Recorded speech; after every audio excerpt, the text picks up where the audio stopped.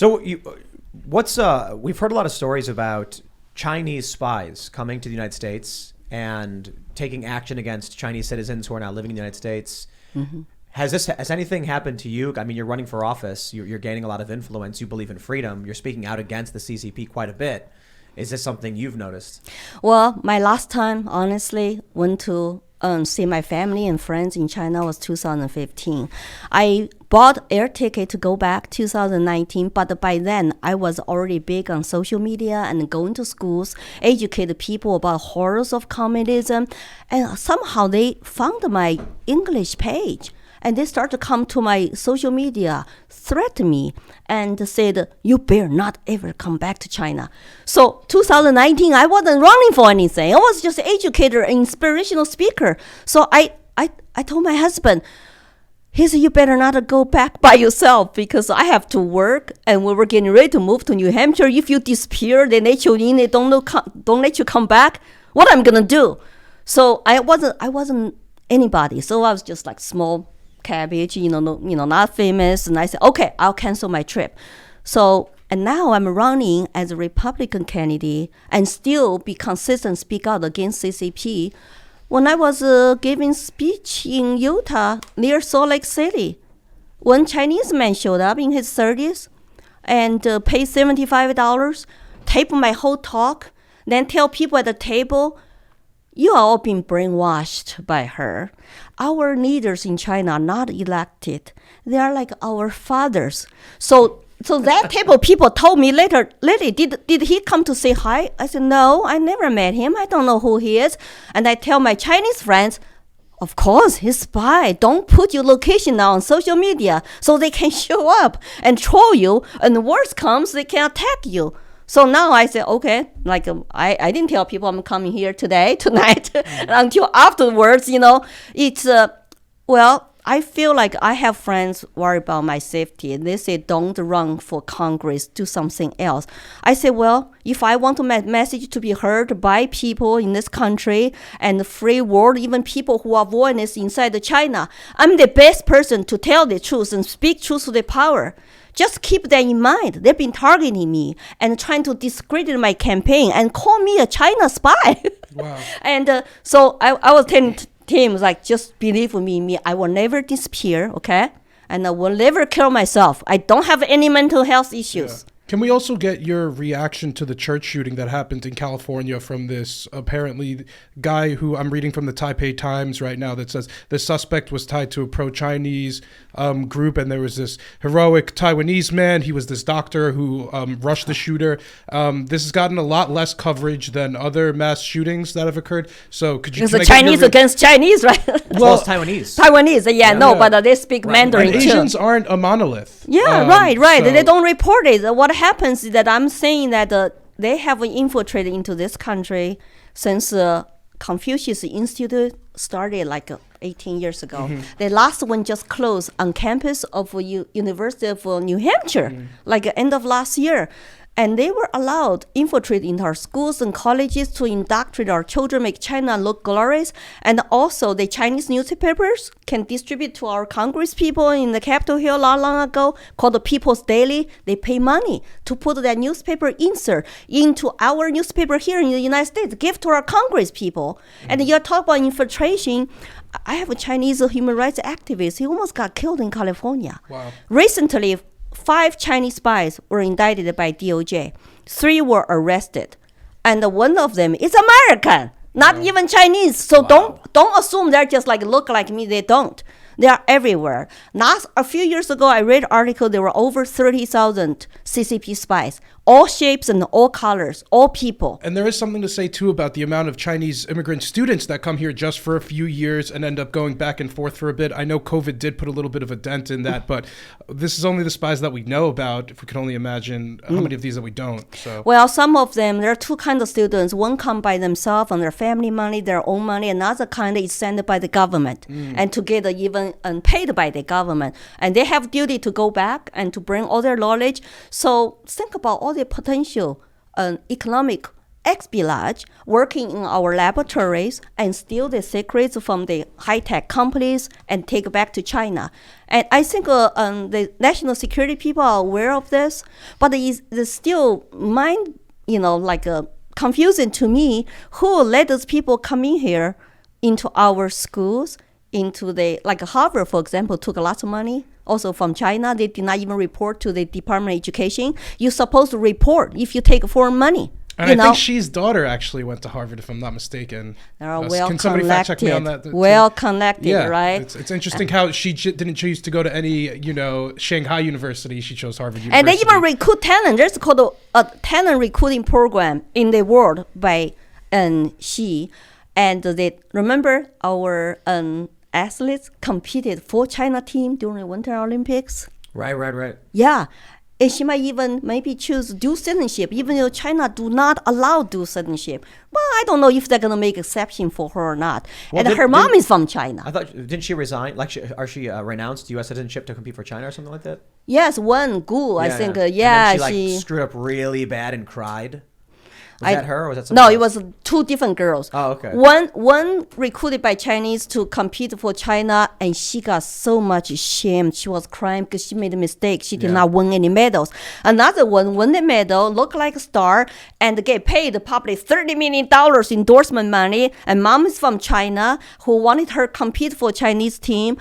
And, I just wonder, maybe many years later, interview them again. So what do you think about China today? How are you trading now?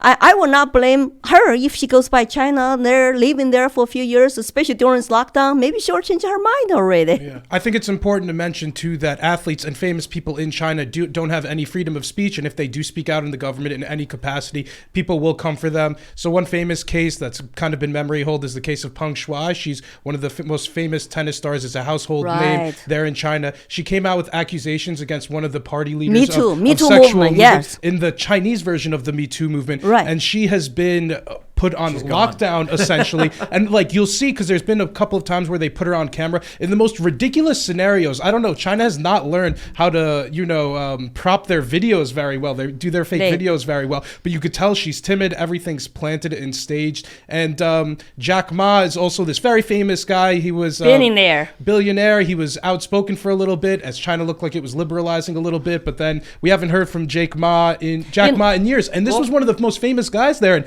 nobody talks about him anymore. Jack Ma. And it's not just celebrities, but religious leaders. Yes. Cardinal Joseph Zen was just arrested in China. I mean, this is an extremely high-ranking person within the Catholic Church. Yeah, Pope made a deal with Beijing. Yep. In order for the Catholic Church to exist in China, Pope will allow Beijing to nominate 3 bishops for China. Maximum 3. If after 3 nominations China is not happy, guess what? We're gonna pick one. It's all those deals and going on. Very horrible deal. Yeah, I think the whole deal. world should stand up firm against CCP. It has been evil and conditioned in Chinese, enslave them with their consent by controlling all the press, all the media, all the military, all the natural resources, all the schools. They control everything. It doesn't matter if you're a billionaire or not. If you say something, criticize China regulators, some stupid economical laws or something, retire, donate to charity, and do not travel. Any threat to the legitimacy of the government, the Chinese government, they will completely... Yes. I saw a great viral post. I forgot the guy, so forgive me for not crediting you, but he said, you know how sometimes countries are bad, they get worse, and so you flee them to somewhere safe? Imagine now that bad government was the entire planet, and that's globalism. So imagine there's nowhere to go. And that's what's scary about the idea of Chinese expansion. The CCP, I'm sorry, the communist expansion. That's how I feel. I have no place to go. I'm fighting here. I'm not going to be like my mother who begged in China before, get down on her knees. And that's why I have this. My AR-15. Anyway, anybody donate $200, you get a signed copy. I will mail to you. And I need help.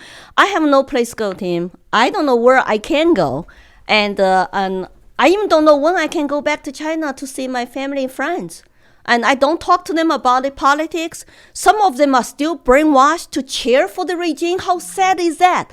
I have one family relative tell me to take 1 minute to remember Chairman Mao when he had his birthday every December.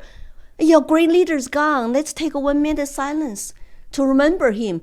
She had no idea how many people he starved to death, he murdered.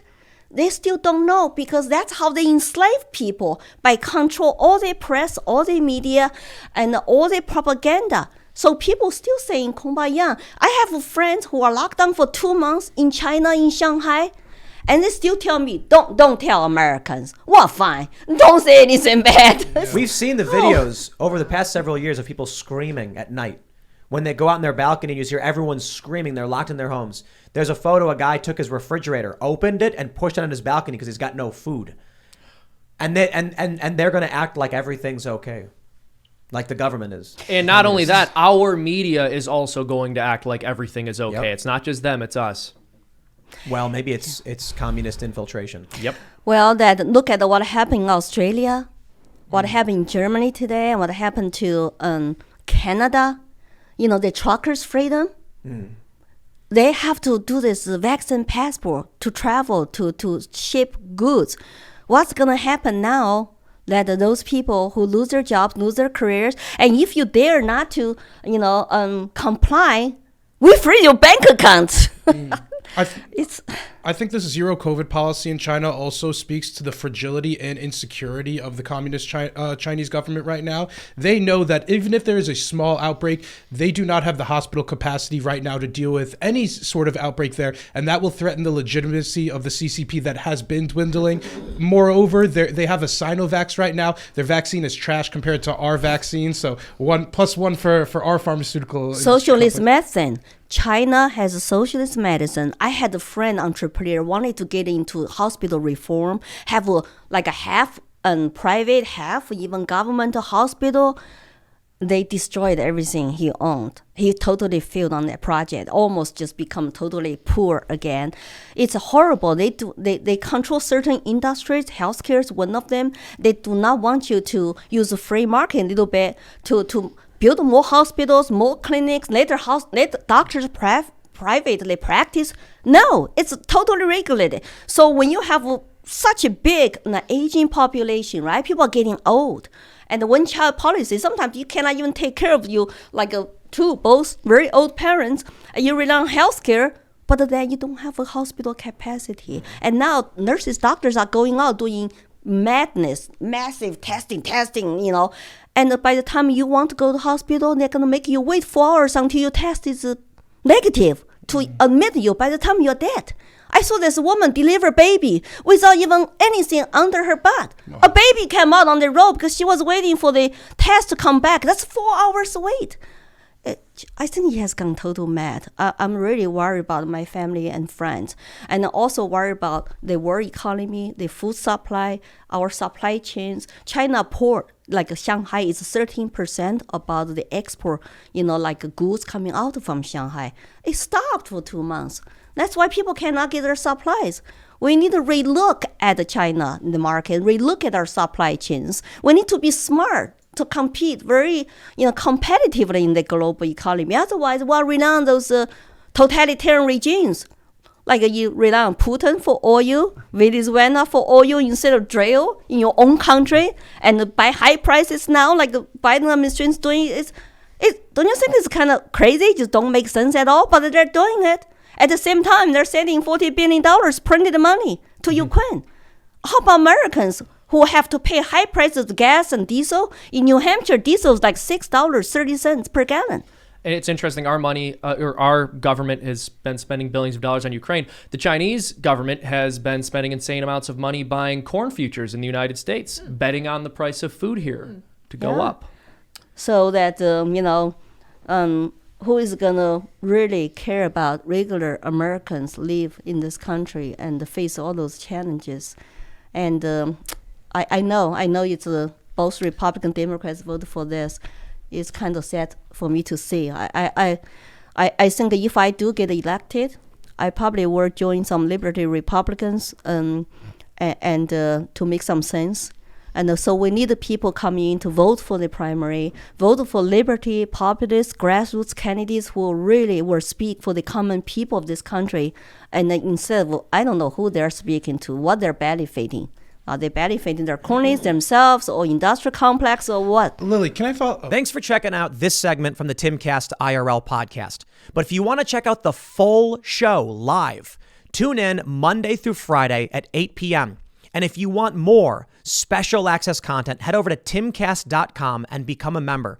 Your membership helps sustain this company, keep our journalists employed, makes this show happen, and you will get access to exclusive members-only segments of the Timcast IRL podcast, and there's a massive library to check out. So again, go to timcast.com or tune in Monday through Friday at 8 p.m., and we'll see you all there.